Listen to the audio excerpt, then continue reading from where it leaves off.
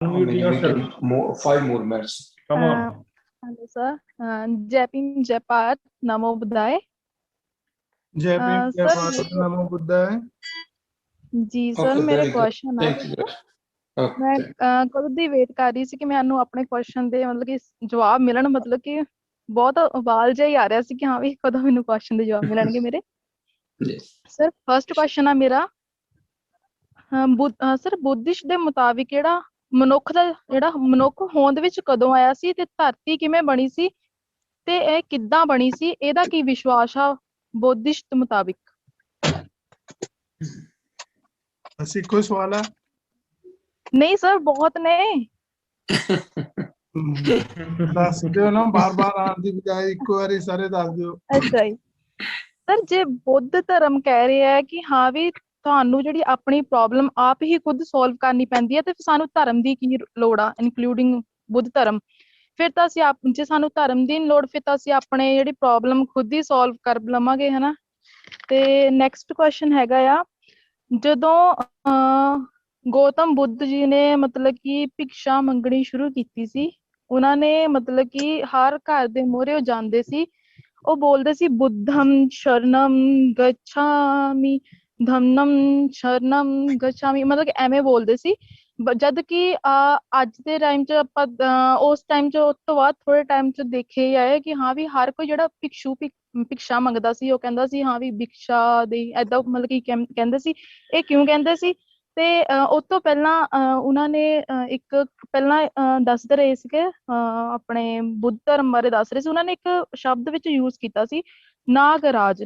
ਇਹਦਾ ਤਾਂ ਮਤਲਬ ਨਾਗਰਾਜ ਦਾ ਤਾਂ ਜਦੋਂ ਅਸੀਂ ਕਹਿੰਦੇ ਹਾਂ ਕਿ ਹਾਂ ਵੀ ਇਹ ਮਤਲਬ ਕਿ ਭਗਵਾਨ ਵਗੈਰਾ ਮਤਲਬ ਕੁਛ ਹੈ ਨਹੀਂ, ਜਦੋਂ ਉਹਨਾਂ ਨੇ ਗੌਤਮ ਬੁੱਧ ਨੇ ਇਸ ਗੱਲ ਨੂੰ ਕਿਹਾ ਸੀ, ਉਹਨਾਂ ਨੇ ਮੇਨ ਜਿਹੜੀ ਕੇਂਦਰ ਬਿੰਦੂ ਮਨੁੱਖ ਦੀ ਗੱਲ ਕੀਤੀ ਗਈ ਸੀਗੀ ਤੇ ਉਹਨਾਂ ਨੇ ਮਨੁੱਖ ਨੂੰ ਹੀ ਮੋਹਰੇ ਰੱਖਿਆ ਸੀ। ਜਦਕਿ ਜਿਹੜੇ ਲੋਕ ਆ ਅੱਜ ਕੱਲ੍ਹ ਦੇ, ਉਹ ਕਹਿੰਦੇ ਆ ਕਿ ਹਾਂ ਵੀ ਉਹ ਭਗਵਾਨ ਨੂੰ ਵਿੱਚ ਰੱਖਦੇ ਆ, ਮੋਹਰੇ ਕੇਂਦਰ ਬਿੰਦੂ ਨੂੰ ਮਤਲਬ ਕਿ ਭਗਵਾਨ ਰੱਖਦੇ ਆ। ਤੇ ਉਹਨਾਂ ਨੇ ਕਿਹਾ ਸਾਨੂੰ ਕਿ ਹਾਂ ਵੀ ਤੁਸੀਂ ਆਪਣੇ ਜਿਹੜੇ ਦੀਪਕ ਆ ਖੁਦ ਬਣੋ। ਤੇ ਇਸ ਗੱਲ ਦਾ ਇੱਥੇ ਕੀ ਮਤਲਬ ਆ?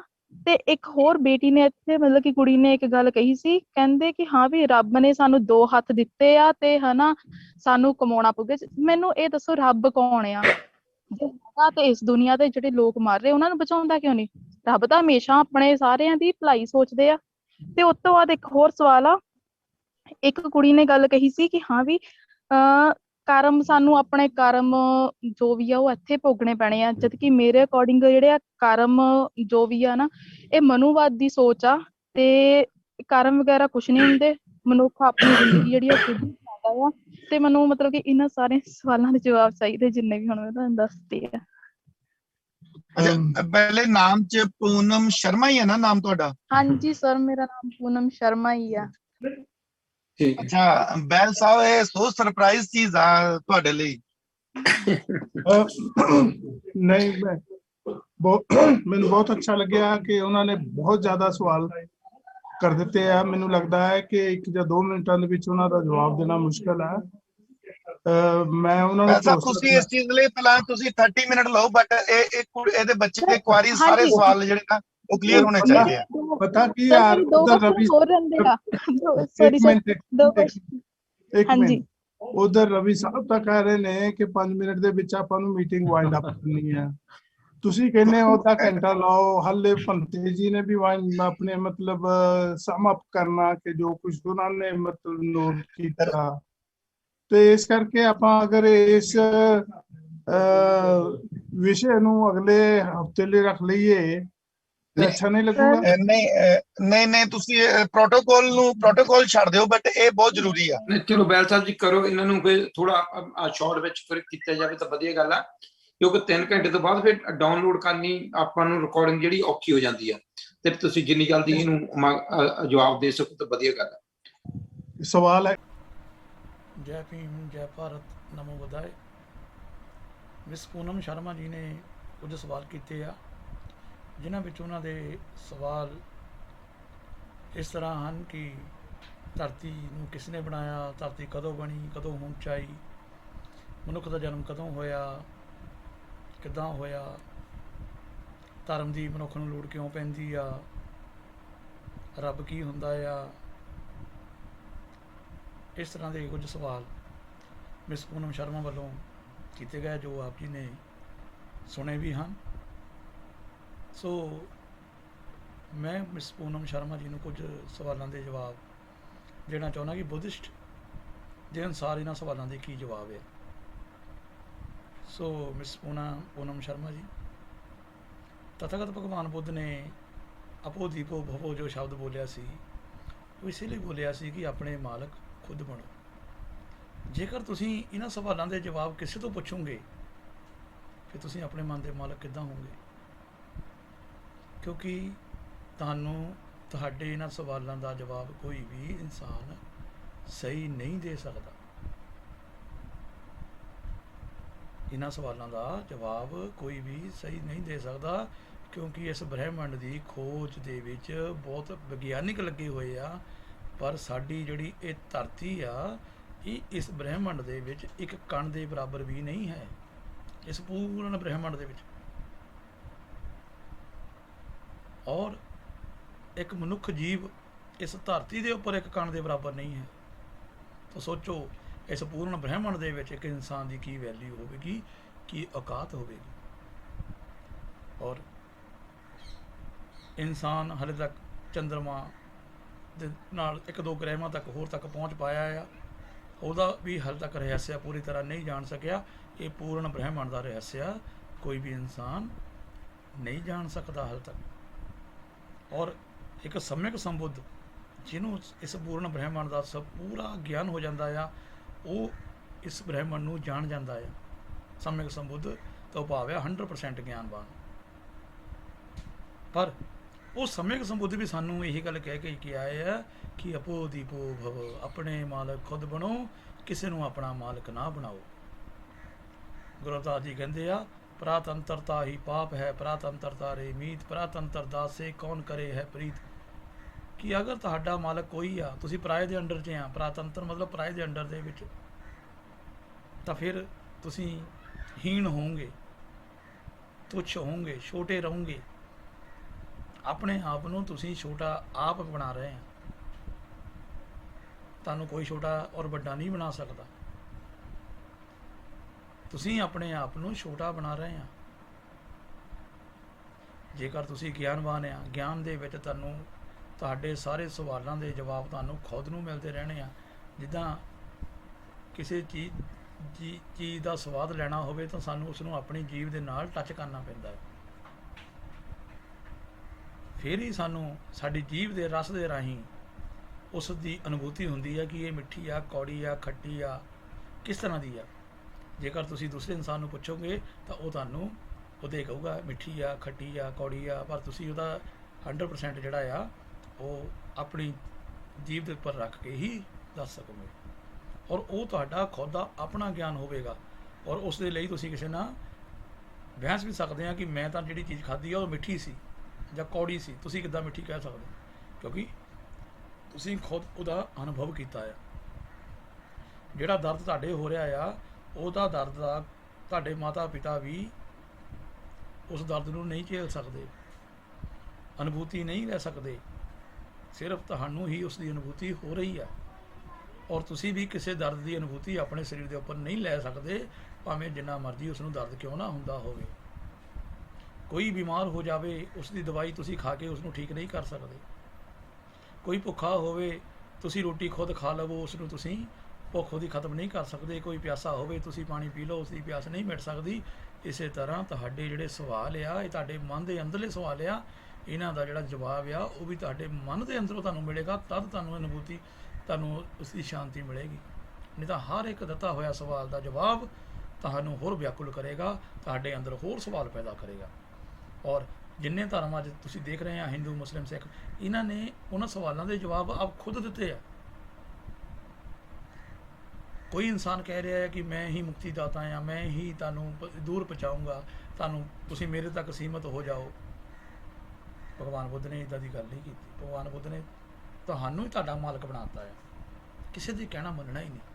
ਔਰ ਤੁਹਾਨੂੰ ਰਾਸਤਾ ਦੇ ਚੱਲੇ ਆ ਅਸ਼ਟਾਂਗਿਕ ਮਾਰਗ, ਜਿਸ ਦੇ ਵਿੱਚ ਸਮਾ ਦਿਠੀ, ਸਮਾ ਸੰਕਪੋ, ਸਮਾ ਬਾਚਾ, ਸਮਾ ਕਮੰਤੋ, ਸਮਾ ਜੀਵੋ, ਸਮਾ ਵਿਆਮੋ, ਸਮਾ ਸਤੀ, ਸਮਾ ਸਮਾਧੀ। ਅਸ਼ਟਾਂਗਿਕ ਮਾਰਗ ਤੁਹਾਨੂੰ ਦੇ ਚੱਲਿਆ। ਜੇਕਰ ਤੁਸੀਂ ਇਸ ਅਸ਼ਟਾਂਗਿਕ ਮਾਰਗ ਦੇ ਉੱਤੇ ਪੂਰਨ ਇਮਾਨਦਾਰੀ ਨਾਲ ਆਚਰਣ ਕਰਦੇ ਰਹੋਗੇ ਤਾਂ ਆਪਣੇ ਇਕੱਲੇ ਸਵਾਲ ਦਾ ਜਵਾਬ ਤੁਸੀਂ ਖੁਦ ਲੱਭਦੇ ਰਹੋਗੇ। ਤੁਸੀਂ ਦੇਖੋ ਕਿ ਕੋਈ ਬੁੱਧਿਸਟ ਵੀ ਰੱਬ ਦੀ ਤਲਾਸ਼ ਕਰਦਾ ਹੈ। ਤੁਹਾਨੂੰ ਇੱਕ ਵੀ ਬੁੱਧਿਸਟ ਨਹੀਂ ਲੱਭੂਗਾ ਜਿਹੜਾ ਰੱਬ ਦੀ ਤਲਾਸ਼ ਕਰਦਾ ਹੈ। ਤੁਹਾਨੂੰ ਕੋਈ ਇੱਕ ਵੀ ਬੁੱਧਿਸਟ ਨਹੀਂ ਲੱਭੂਗਾ ਜਿਹੜਾ ਕਹੂਗਾ ਕਿ ਕੋਈ ਧਰਤੀ ਕਿਹਨੇ ਬਣਾਈ ਹੈ। ਤੁਹਾਨੂੰ ਕੋਈ ਇੱਕ ਵੀ ਬੁੱਧਿਸਟ ਨਹੀਂ ਲੱਭੂਗਾ ਜਿਹੜਾ ਕਹੂਗਾ ਮਨੁੱਖ ਦਾ ਜਨਮ ਕਦੋਂ ਹੋਇਆ, ਮਨੁੱਖ ਦੀ ਮੌਤ ਕਦੋਂ ਹੋਣੀ ਹੈ, ਮਨੁੱਖ ਕਿੱਥੇ ਜਾਂਦਾ ਆ, ਮਰ ਕੇ ਕਿੱਥੇ ਜਾਂਦਾ ਆ। ਕੋਈ ਇੱਕ ਵੀ ਬੁੱਧਿਸਟ ਨਹੀਂ ਲੱਭੂਗਾ, ਕਿਉਂਕਿ ਬੁੱਧਿਸਟ ਹੁਣ ਤੋਂ ਭਾਵ ਹੀ ਇਹ ਆ ਕਿ ਕਿਸੇ ਨੂੰ ਪੁੱਛਣਾ ਹੀ ਨਹੀਂ, ਆਪਣੇ ਆਪ ਸਵਾਲਾਂ ਦੇ ਜਵਾਬ ਆਪਣੇ ਅੰਦਰੋਂ ਲੱਭਣੇ ਆ, ਆਪਣਾ ਗਿਆਨ ਆਪਣੇ ਅੰਦਰੋਂ ਪੈਦਾ ਕਰਨਾ ਹੈ। ਆਪੋ ਦੀਪੋ ਭਵੋ, ਆਪੋ ਦੀਪੋ ਭਵੋ, ਆਪੋ ਦੀਪੋ ਭਵੋ। ਸਭ ਤੋਂ ਵੱਡੀ ਗੱਲ ਆ ਕਿ ਇਹੀ ਧਰਮ ਸਾਨੂੰ ਸਿੱਖਿਆ ਦਿੰਦਾ ਆ ਕਿ ਤੁਸੀਂ ਆਪਣੇ ਗਿਆਨ ਨੂੰ ਆਪ ਪੈਦਾ ਕਰ ਸਕਦੇ ਹੋ। ਬਸ ਤੁਹਾਨੂੰ ਰਸਤਾ ਮਿਲਣਾ ਚਾਹੀਦਾ ਆ, ਔਰ ਧਰਮ ਦਾ ਰਸਤਾ ਇਹੀ ਆ ਕਿ ਕਿਸੇ ਦੇ ਨਾਲ ਛੂਆ-ਛਾਤ ਨਾ ਕਰੋ, ਕਿਸੇ ਨੂੰ ਆਪਣੇ ਆਪ ਨੂੰ ਆਪਣੇ ਕਿਸੇ ਤੋਂ ਵੱਡਾ ਨਾ ਸਮਝੋ ਔਰ ਨਾ ਹੀ ਕਿਸੇ ਤੋਂ ਛੋਟਾ ਸਮਝੋ। ਜਾਤ ਪਾਤ ਦੇ ਕਰ, ਜਿੱਦਾਂ ਇਸ ਸਮੇਂ ਦੇ ਵਿੱਚ ਬ੍ਰਾਹਮਣ ਨੂੰ ਹੋ ਰਿਹਾ ਆ। ਉਹ ਜਨਮ ਤੋਂ ਹੀ ਆਪਣੇ ਆਪ ਨੂੰ ਸ੍ਰੇਸ਼ਟ ਮੰਨਦਾ ਆ, ਔਰ ਉਹ ਜਿੰਨਾ ਮਰਜ਼ੀ ਦੁਸ਼ਕਰਮ ਕਰ ਲਵੇ, ਪਾਪ ਕਰਮ ਕਰ ਲਵੇ, ਉਹਦੀ ਇਹ ਸਰਵ ਸ੍ਰੇਸ਼ਟਾ ਵਾਲੀ ਪਦਵੀ ਉਹ ਤੋਂ ਕੋਈ ਖੋ ਨਹੀਂ ਸਕਦਾ। ਔਰ ਇੱਕ ਇਨਸਾਨ ਅਜਿਹਾ ਵੀ ਹੈ ਇਸ ਧਰਤੀ ਦੇ ਉੱਤੇ ਜਿਹੜਾ ਆਪਣੇ ਆਪ ਨੂੰ ਨੀਚਾ ਸਮਝਦਾ, ਸ਼ੂਦਰ ਸਮਝਦਾ, ਅਤੀ ਸ਼ੂਦਰ ਸਮਝਦਾ ਆ। ਉਹ ਜਿੰਨਾ ਮਰਜ਼ੀ ਗਿਆਨਵਾਨ ਬਣ ਜਾਵੇ ਪਰ ਉਹ ਨੀਚਾ ਹੀ ਰਹਿੰਦਾ ਆ। ਤਥਾਗਤ ਭਗਵਾਨ ਬੁੱਧ ਨੇ ਇਹੀ ਸਾਡੀ ਮਾਨਸਿਕਤਾ ਦੂਰ ਕੀਤੀ ਆ ਕਿ ਨਾ ਕੋਈ ਨੀਚਾ ਆ ਤੇ ਨਾ ਹੀ ਕੋਈ ਉੱਚਾ ਆ, ਨਾ ਹੀ ਕੋਈ ਨੀਚਾ ਆ ਤੇ ਨਾ ਹੀ ਕੋਈ ਉੱਚਾ ਆ। ਬਸ ਜਿਹਨੇ ਜਿੰਨਾ ਗਿਆਨ ਪ੍ਰਾਪਤ ਕਰ ਲਿਆ ਉਨਾ ਹੀ ਉਹ ਨਿਰਵਾਣ ਦੇ ਰਸਤੇ 'ਤੇ ਚੱਲਣਾ ਸ਼ੁਰੂ ਹੋ ਗਿਆ। ਉਸ ਨੂੰ ਦੂਸਰੀਆਂ ਵਸਤੂਆਂ ਦੇ ਨਾਲ, ਦੂਸਰੇ ਜੀਵਾਂ ਦੇ ਨਾਲ, ਖਾਸ ਕਰ ਵਸਤੂਆਂ ਦੇ ਨਾਲ ਨਹੀਂ, ਜੀਵਾਂ ਦੇ ਨਾਲ ਪਿਆਰ ਹੋ ਜਾਂਦਾ ਆ, ਸਨੇਹ ਹੋ ਜਾਂਦਾ ਆ। ਵਸਤੂਆਂ ਦੇ ਨਾਲ ਉਹਦਾ ਪਿਆਰ ਖਤਮ ਹੁੰਦਾ ਰਹਿੰਦਾ ਹੈ। ਰਾਗ ਦਵੇਸ਼ ਮੋਹ ਦੀ ਭਾਵਨਾ ਘਟਦੀ ਰਹਿੰਦੀ ਆ, ਔਰ ਮੋਹ ਵੀ ਕਿਸੇ ਦੂਸਰੇ ਇਨਸਾਨ ਦਾ ਭਲਾ ਕਰਕੇ ਵੀ ਉਸ ਦੇ ਉੱਤੇ ਆਪਣਾ ਹੱਕ ਨਹੀਂ ਜਤਾਉਂਦਾ। ਉਸ ਨੂੰ ਉਸਦੀ ਆਪਣੀ ਪ੍ਰਸ਼ੰਸਾ ਲੈਣ ਦੀ ਕੋਈ ਵੀ ਫਿਕਰ ਨਹੀਂ ਹੁੰਦੀ ਵੀ ਮੇਰੀ ਇਹ ਪ੍ਰਸ਼ੰਸਾ ਕਰੇ, ਮੇਰਾ ਜਸ਼ ਗਾਵੇ, ਮੇਰੇ ਕੰਮ ਆਵੇ ਕਿਤੇ। ਉਹ ਆਪਣਾ ਕਰਮ ਕਰਦਾ ਆ। ਉਸ ਨੂੰ ਪਤਾ ਹੁੰਦਾ ਕਿ ਮੈਂ ਚੰਗਾ ਕੰਮ ਕੀਤਾ, ਇਹਦੇ ਨਾਲ ਕਿਸੇ ਇਨਸਾਨ ਦਾ ਭਲਾ ਹੋਇਆ, ਕਿਸੇ ਜਾਨਵਰ ਦਾ ਭਲਾ ਹੋਇਆ, ਤੇ ਉਸ ਤੋਂ ਆਪਣਾ ਫਲ ਨਹੀਂ ਮੰਗਦਾ, ਕਿਉਂਕਿ ਉਹਨੂੰ ਪਤਾ ਆ ਇਹ ਜਿਹੜਾ ਕਰਮ ਮੈਂ ਕੁਦਰਤ ਦੇ ਵਿੱਚ ਕੀਤਾ ਆ, ਔਰ ਕੁਦਰਤ ਇਹਦਾ परिणाम ਮੈਨੂੰ ਚੰਗਾ ਹੀ ਦੇਵੇਗੀ, ਕਿਉਂਕਿ ਮੈਂ ਕਿਸੇ ਦਾ ਬੁਰਾ ਨਹੀਂ ਕੀਤਾ। ਤਦ ਹੀ ਤਥਾਗਤ ਭਗਵਾਨ ਬੁੱਧ ਨੇ 5 ਸ਼ੀਲ ਦਿੱਤੇ। ਉਹਦੇ ਵਿੱਚ ਪਹਿਲਾ ਸ਼ੀਲ ਹੀ ਆ ਪਾਣਾ ਦੀ ਪਾਤਾ ਵੇਰਮਣੀ ਸਿੱਖਾ ਬਦਨ ਸਮਾਧਿਆਮੀ, ਕਿ ਜਾਣੇ ਔਰ ਅਣਜਾਣੇ ਦੇ ਵਿੱਚ ਕਿਸੇ ਪ੍ਰਾਣੀ ਦਾ ਮਨ ਨਾ ਦਿਖਾਓ, ਆਪਣੀ ਕਾਇਆ ਔਰ ਬਾਣੀ ਦੇ ਨਾਲ। ਖਾਸ ਕਰਕੇ ਕਾਇਆ ਦੇ ਨਾਲ ਕਿਸੇ ਨੂੰ ਮਾਰੋ ਕੁੱਟੋ ਨਾ, ਔਰ ਬਾਣੀ ਦੇ ਨਾਲ ਕਿਸੇ ਨੂੰ ਗਲਤ ਸ਼ਬਦ ਨਾ ਬੋਲੋ, ਚੰਗੇ ਸ਼ਬਦ ਬੋਲੋ, ਪਿਆਰੇ ਸ਼ਬਦ ਬੋਲੋ, ਮਿੱਠੇ ਸ਼ਬਦ ਬੋਲੋ, ਜਿਹੜੇ ਉਹਨੂੰ ਸੁਣ ਕੇ ਆਨੰਦ ਆਵੇ, ਖੁਸ਼ੀ ਆਵੇ। ਉਸ ਦੀ ਬੇਕਾਰ ਪ੍ਰਸ਼ੰਸਾ ਵੀ ਨਾ ਕਰੋ, ਉਸ ਨੂੰ ਸੱਚ ਦੱਸੋ, ਸੱਚਾਈ ਦੇ ਨਾਲ ਚੱਲੋ, ਝੂਠ ਨਾ ਬੋਲੋ। ਕਈ ਵਾਰੀ ਅਸੀਂ ਆਪਣਾ ਫਾਇਦਾ ਲੈਣ ਦੇ ਲਈ ਕਿਸੇ ਨੂੰ ਚੁੱਪੜੀਆਂ ਗੱਲਾਂ ਕਰਦੇ ਹਾਂ ਅਤੇ ਉਸ ਨੂੰ ਝੂਠ ਵੀ ਬੋਲਦੇ ਰਹਿੰਦੇ ਹਾਂ, ਤੂੰ ਬਹੁਤ ਚੰਗਾ ਆ। ਉਹ ਇਹਦੇ ਪਿੱਛੇ ਸਵਾਰਥ ਹੁੰਦਾ ਹੈ। ਕਿਸੇ ਨੂੰ ਚੰਗਾ ਤਦ ਹੀ ਕਿਹਾ ਜਾ ਰਿਹਾ ਹੈ ਕਿ ਉਹ ਤੋਂ ਸਵਾਰਥ ਲਿਆ ਜਾ ਰਿਹਾ ਹੈ ਕਿ ਮੇਰੇ ਕੰਮ ਆਵੇ। ਜਦੋਂ ਕੰਮ ਨਹੀਂ ਆਇਆ ਤੂੰ ਬੜਾ ਮਾੜਾ ਹੈ, ਤੇਰੇ ਵਰਗਾ ਤਾਂ ਕੋਈ ਹੈ ਹੀ ਨਹੀਂ, ਤੂੰ ਤਾਂ ਬਹੁਤ ਭੈੜਾ। ਸੋ ਇੱਦਾਂ ਦੀ ਗੱਲ ਵੀ ਸਾਡੇ ਮੂੰਹ ਤੋਂ ਆਮ ਨਿਕਲਦੇ ਆ। ਪਰ ਇੱਕ ਬੁੱਧਿਸਟ ਜਿਹੜਾ ਇਨਸਾਨ ਆ ਉਹ ਇਹਨਾਂ ਤੋਂ ਪਰਹੇਜ਼ ਕਰਦਾ ਹੈ। ਬੁੱਧਿਸਟ ਹੋਣਾ ਅੱਜ ਦੇ ਸਮੇਂ ਦੇ ਵਿੱਚ ਸੌਖੀ ਗੱਲ ਨਹੀਂ ਹੈ। ਬੁੱਧਿਸਟ ਕੋਈ ਹੋ ਸਕਦਾ ਹੈ ਜਿਹਦੀ ਪੁੰਨ ਪਾਰਮਤਾ ਬਹੁਤ ਵੱਡੀ ਹੋਵੇਗੀ। ਔਰ ਅੱਜ ਦੀ ਜੋ ਇਸ ਮੀਟਿੰਗ ਦੇ ਵਿੱਚ ਜਿੰਨੇ ਵੀ ਬੱਚੇ ਵਿਰਾਜਮਾਨ ਆ, ਜਿੰਨੇ ਬੱਚਿਆਂ ਨੇ ਐਂਟਰੀ ਕੀਤੀ ਆ, ਇਹ ਸਾਰੇ ਪੁੰਨਵਾਨ ਆ। ਇਹਨਾਂ ਦੀ ਪਾਰਮਤਾ ਮਜ਼ਬੂਤ ਆ, ਕਿਉਂਕਿ ਇੰਨੀ ਕਰੋੜਾਂ ਦੀ ਜਨਸੰਖਿਆ ਦੇ ਵਿੱਚ ਇਸ ਸਮੇਂ ਸਿਰਫ 100, 150, 200 ਬੱਚਾ ਜਿਹੜਾ ਆ ਉਹੀ ਹਾਜ਼ਰ ਹੋ ਸਕਿਆ ਆ। ਔਰ ਇਹ ਧਰਮ ਦੀ ਸਭਾ ਸੀ, ਇਸ ਦੇ ਵਿੱਚ ਧਰਮ ਦੀ ਤਥਾਗਤ ਭਗਵਾਨ ਬੁੱਧ ਦੇ ਜੀਵਨ ਨੂੰ, ਉਹਨਾਂ ਦੇ ਆਦੇਸ਼ ਨੂੰ, ਉਹਨਾਂ ਦੀ ਸਿੱਖਿਆਵਾਂ ਨੂੰ ਯਾਦ ਕੀਤਾ ਜਾ ਰਿਹਾ ਹੈ। ਬਾਬਾ ਸਾਹਿਬ ਡਾਕਟਰ ਭੀਮ ਰਾਓ ਅੰਬੇਡਕਰ ਜੀ ਦੇ ਮਿਸ਼ਨ ਨੂੰ ਯਾਦ ਕੀਤਾ ਜਾ ਰਿਹਾ ਆ, ਜਿਨ੍ਹਾਂ ਨੇ ਇਸ ਪੂਰਨ ਬ੍ਰਹਿਮੰਡ ਦੇ ਵਿੱਚ ਰਹਿੰਦੇ ਹੋਏ, ਇਸ ਭਾਰਤ ਦੇਸ਼ ਦੇ ਵਿੱਚ ਰਹਿੰਦੇ ਹੋਏ, ਆਪਣੇ ਆਪ ਲਈ ਕੁਛ ਨਾ ਚਾਹੁੰਦੇ ਹੋਏ, ਆਪਣੇ ਸਮਾਜ ਨੂੰ ਅਧਿਕਾਰ ਹੱਕ ਲੈ ਕੇ ਦਿੱਤੇ। ਉਹਨਾਂ ਦਾ ਸਮਾਜ ਕੋਈ ਆਪਣਾ ਸਮਾਜ ਨਹੀਂ ਸੀ, ਉਹਨਾਂ ਦਾ ਆਪਣਾ ਪਰਿਵਾਰ ਨਹੀਂ ਸੀ। ਉਹਨਾਂ ਨੇ ਉਸ ਸਮਾਜ ਨੂੰ ਆਪਣਾ ਮੰਨਿਆ ਜਿਹੜਾ ਜਾਨਵਰਾਂ ਵਾਲਾ ਜੀਵਨ ਬਤੀਤ ਕਰ ਰਿਹਾ ਸੀ। ਉਹਨਾਂ ਨੇ ਉਸ ਸਮਾਜ ਨੂੰ ਆਪਣਾ ਨਹੀਂ ਮੰਨਿਆ ਜਿਹੜਾ ਇਸ ਸੰਸਾਰ ਦੇ ਵਿੱਚ, ਇਸ ਦੇਸ਼ ਦੇ ਵਿੱਚ ਵਧੀਆ ਜ਼ਿੰਦਗੀ ਬਤੀਤ ਕਰ ਰਿਹਾ ਸੀ। ਉਹਨਾਂ ਨੇ ਉਸ ਸਮਾਜ ਨੂੰ ਆਪਣਾ ਮੰਨਿਆ ਜਿਹੜਾ ਦੁੱਖਾਂ ਦੇ ਵਿੱਚ ਜ਼ਿੰਦਗੀ ਬਤੀਤ ਕਰ ਰਿਹਾ ਸੀ। ਔਰ ਸਾਡੇ ਲਈ ਵੀ ਇਹੋ ਦੇਸ਼ ਦੇ ਕੇ ਗਏ ਆ ਕਿ ਅੱਜ ਤੁਸੀਂ ਵੀ ਉਸ ਸਮਾਜ ਨੂੰ ਆਪਣਾ ਮੰਨੋ ਜਿਹੜਾ ਇਸ ਵੇਲੇ ਦੁਖੀ ਆ, ਲਾਚਾਰ ਆ, ਤੜਫ ਰਿਹਾ ਆ। ਉਸ ਦੀ ਮਦਦ ਕਰੋ। ਸੋ ਬੌਧਿਸਟ ਹੋਣਾ ਭਾਵ ਕਿਸੇ ਦੁਖੀ ਦੀ ਮਦਦ ਕਰਨਾ, ਬੌਧਿਸਟ ਹੋਣਾ ਭਾਵ ਕਿਸੇ ਨਾਲ ਛੂਆ-ਛਾਤ ਨਹੀਂ ਕਰਨਾ, ਬੌਧਿਸਟ ਹੋਣਾ ਭਾਵ ਕਿਸੇ ਦਾ ਦਿਲ ਨਹੀਂ ਦਿਖਾਉਣਾ, ਔਰ ਬੌਧਿਸਟ ਹੋਣਾ ਭਾਵ ਆਪਣੇ ਮਾਲਕ ਖੁਦ ਬਣਨਾ, ਕਿਸੇ ਤੋਂ ਕੋਈ ਵੀ ਸਵਾਲ ਨਹੀਂ ਪੁੱਛਣਾ। ਫੁੱਲ ਦੇ ਵਿੱਚ ਖੁਸ਼ਬੂ ਕਿੱਥੋਂ ਆਉਂਦੀ ਆ, ਨਾਰੀਅਲ ਦੇ ਵਿੱਚ ਪਾਣੀ ਕਿੱਦਾਂ ਵੜ ਜਾਂਦਾ ਆ, ਸੇਬ ਦੇ ਵਿੱਚ ਰਸ ਮਿੱਠਾ ਕਿੱਦਾਂ ਹੋ ਜਾਂਦਾ ਆ, ਕੋਈ ਵੀ ਨਹੀਂ ਪੁੱਛਣਾ, ਕਿਉਂਕਿ ਇਹ ਕਿਸੇ ਨੂੰ ਪਤਾ ਹੀ ਨਹੀਂ ਹੈ। ਔਰ ਜੇ ਗੱਲ ਕਿਸੇ ਨੂੰ ਪੁੱਛੋਗੇ ਤੁਸੀਂ ਆਪਣੇ ਆਪ ਨੂੰ ਛੋਟਾ ਕਰ ਲੈਣਾ, ਉਹਨੂੰ ਵੱਡਾ ਕਰ ਦੇਣਾ, ਉਹਨੇ ਆਪਣੀ ਬੁੱਧੀ ਦੇ ਨਾਲ ਤੁਹਾਨੂੰ ਕੁਝ ਵੀ ਦੱਸ ਦੇਣਾ ਹੈ। ਆਮ ਸੰਤ ਬਾਬੇ ਜਿਹੜੇ ਬਣੇ ਬੈਠੇ ਆ ਉਹ ਲੋਕਾਂ ਨੂੰ ਇੱਦਾਂ ਹੀ ਭੜਕਾ ਰਹੇ ਆ। ਕਿਸੇ ਦਾ ਟੇਵਾ ਦੱਸੀ ਜਾਂਦਾ ਆ, ਕੋਈ ਕਿਸੇ ਦੀ ਜੰਤਰੀ ਦੱਸੀ ਜਾਂਦਾ ਆ। ਇੰਟਰਨੈਟ 'ਤੇ ਤੁਸੀਂ ਦੇਖਿਆ ਆ ਕਿੰਨੇ ਜੋਤਸ਼ੀ ਬੈਠੇ ਆ, ਉਹ ਤੁਹਾਡੇ ਟੇਵੇ ਕੱਢ ਬੈਠੇ ਆ, ਰਾਸ਼ੀਆਂ ਕੱਢ ਬੈਠੇ ਆ। ਰਾਵਣ ਦੀ ਰਾਸ਼ੀ ਵੀ ਉਹੀ ਦੱਸੀ ਜਾਂਦੇ ਆ, ਰਾਮ ਦੀ ਰਾਸ਼ੀ ਵੀ ਉਹ ਦੱਸੀ ਜਾਂਦੇ ਆ, ਕੰਸ ਦੀ ਰਾਸ਼ੀ ਵੀ ਉਹ ਦੱਸੀ ਜਾਂਦੇ ਆ, ਅਤੇ ਕ੍ਰਿਸ਼ਨ ਦੀ ਰਾਸ਼ੀ ਵੀ ਉਹ ਦੱਸੀ ਜਾਂਦੇ ਆ। ਪਰ ਇਹਨਾਂ ਦੇ ਵਿੱਚ ਕਿੰਨਾ ਫਰਕ ਸੀ ਜੇਕਰ ਇਹ ਹੋਏ ਆ ਤਾਂ, ਪਰ ਹੋਏ ਤਾਂ ਇਹ ਨਹੀਂ, ਕਿਉਂਕਿ ਕਾਲਪਨਿਕ ਹੈ, ਪਰ ਰਾਸ਼ੀ ਤਾਂ ਸੇਮ ਆ ਦੋਨਾਂ ਦੀ।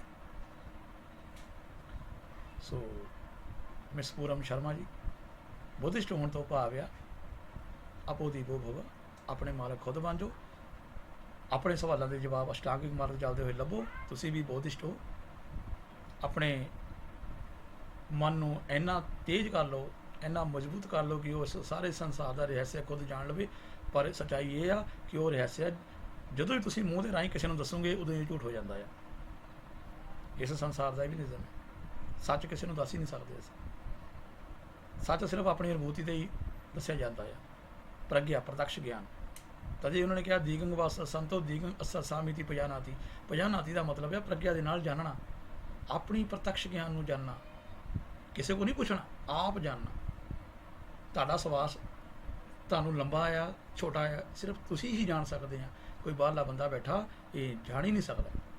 ਔਰ ਤੁਹਾਡੇ ਮਨ ਦੇ ਵਿੱਚ ਇਸ ਵੇਲੇ ਕਿਹੜਾ ਵਿਚਾਰ ਚੱਲ ਰਿਹਾ ਆ, ਕੋਈ ਦੁਨੀਆ ਦਾ ਇਨਸਾਨ ਤੁਹਾਨੂੰ ਦੱਸ ਹੀ ਨਹੀਂ ਸਕਦਾ ਕਿ ਤੁਸੀਂ ਕੀ ਸੋਚਿਆ ਇਸ ਵੇਲੇ, ਤੁਹਾਡਾ ਮਨ ਕਿੱਥੇ ਸੀ।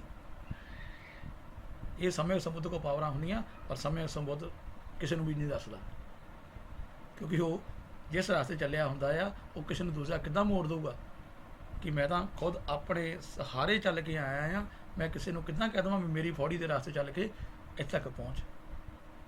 ਜਿਸ ਵੀ ਇਨਸਾਨ ਨੂੰ ਇਸ ਸੰਸਾਰ ਦੇ ਵਿੱਚ ਗੁਰੂ ਦੀ ਲੋੜ ਪੈਂਦੀ ਆ ਕਿ ਤੈਨੂੰ ਗੁਰੂ ਤਾਰ ਦੇਵੇਗਾ, ਉਹ ਗੁਰੂ ਉਹਦੀ ਫੌੜੀ ਬਣ ਜਾਂਦਾ ਹੈ। ਉਹਦੀ ਇੱਕ ਲੱਤ ਤੋਂ ਲੈ ਲਈ ਜਾਂਦੀ ਆ, ਉਹਨੂੰ ਫੌੜੀ ਦਿੱਤੀ ਜਾਂਦੀ ਆ। ਪਰ ਬੌਧਿਸਟ ਹੋਣ ਤੋਂ ਭਾਵ ਆ ਤੁਸੀਂ ਆਪਣੇ ਲੱਤਾਂ ਦੇ ਸਹਾਰੇ ਚੱਲਣਾ, ਆਪਣੀਆਂ ਲੱਤਾਂ 'ਤੇ ਵਿਸ਼ਵਾਸ ਕਰਨਾ। ਜਿਹਨੂੰ ਤੁਸੀਂ ਰੱਬ ਦੀ ਗੱਲ ਕੀਤੀ ਆ ਕਿ ਕੁਦਰਤ ਨੇ ਤੁਹਾਨੂੰ ਤੁਹਾਡੇ ਸਰੀਰ ਦੇ ਸਾਰੇ ਹੀ ਅੰਗ ਪੂਰੇ ਦਿੱਤੇ ਹੋਏ ਆ। ਕਿਸੇ ਇਨਸਾਨ ਦੇ ਕੋਲ ਅੱਖਾਂ ਤਾਂ ਹੈ ਪਰ ਉਹਦੀ ਲਾਈਟ ਨਹੀਂ ਹੈ, ਰੋਸ਼ਨੀ ਨਹੀਂ ਹੈ, ਤੇ ਉਸ ਨੂੰ ਅੰਨਾ ਕਿਹਾ ਜਾਂਦਾ ਹੈ। ਔਰ ਅੱਜ ਅਸੀਂ ਵੀ ਅੰਨੇ ਹਾਂ ਕਿਉਂਕਿ ਅਸੀਂ ਅੰਧ ਵਿਸ਼ਵਾਸ ਕਰਦੇ ਹਾਂ। ਅੱਖਾਂ ਮੀਟ ਕੇ ਕਿਸੇ ਚੀਜ਼ 'ਤੇ ਵਿਸ਼ਵਾਸ ਕਰਨਾ ਅੰਧ ਵਿਸ਼ਵਾਸ ਹੁੰਦਾ ਆ। ਅੱਖਾਂ ਖੋਲ੍ਹ ਕੇ ਵਿਸ਼ਵਾਸ ਕਰਨਾ ਵਿਸ਼ਵਾਸ ਹੁੰਦਾ। ਅੱਖਾਂ ਖੋਲ੍ਹ ਕੇ ਵਿਸ਼ਵਾਸ ਕਿੱਥੇ ਕੀਤਾ ਜਾ ਸਕਦਾ? ਜੋ ਤੁਹਾਨੂੰ ਖੁਦ ਨੂੰ ਮਹਿਸੂਸ ਹੋਇਆ ਹੋ। ਤੁਸੀਂ ਕਦੀ ਦੁਖੀ ਨਹੀਂ ਹੋਵੋਗੇ, ਕਦੀ ਪਰੇਸ਼ਾਨ ਨਹੀਂ ਹੋਵੋਗੇ ਜੇਕਰ ਤੁਸੀਂ ਅੱਖਾਂ ਖੋਲ੍ਹ ਲਓਗੇ। ਬੌਧਿਸਟ ਹੋਣ ਤੋਂ ਭਾਵ ਆ ਅੱਖਾਂ ਖੋਲ੍ਹ ਲੈਣੀਆਂ। ਤੁਹਾਨੂੰ ਕੋਈ ਵੀ ਇਨਸਾਨ ਮੂਰਖ ਨਹੀਂ ਬਣਾ ਸਕਦਾ, ਕਿਉਂਕਿ ਇਸ ਸੰਸਾਰ ਦੀ ਕੋਈ ਵੀ ਵਸਤੂ ਉਪਾਦਾਨ ਤੁਹਾਡਾ ਆਪਣਾ ਹੈ ਹੀ ਨਹੀਂ। ਸਭ ਨਿੱਤਿਆ ਹੈ, ਬਦਲਸ਼ੀਲ ਹੈ, ਪਰਿਵਰਤਨਸ਼ੀਲ ਹੈ। ਸੋ ਇਹਨਾਂ ਸਵਾਲਾਂ ਦੇ ਜਵਾਬ ਇਹੀ ਆ ਕਿ ਅਪੋਦੀਪੋ ਭਵਾ, ਧਰਮ ਦੀ ਛਣ ਵਿੱਚ ਆਓ, ਬੁੱਧ ਦੀ ਛਣ ਵਿੱਚ ਆਓ, ਔਰ ਨੈ ਪਟੀਪੰਨੋ ਭਗਵਤੋ ਸਾਵਕ ਸੰਗੋ, ਸੰਗ ਦੀ ਛਣ ਵਿੱਚ ਆਓ, ਚੰਗੇ ਸੰਗ ਦੀ ਛਣ ਵਿੱਚ ਆਓ। ਆਪਣੇ ਸਵਾਲਾਂ ਦੇ ਜਵਾਬ ਖੁਦ ਲੱਭੋ। ਜੈ ਭੀਮ, ਜੈ ਭਾਰਤ, ਨਮੋ।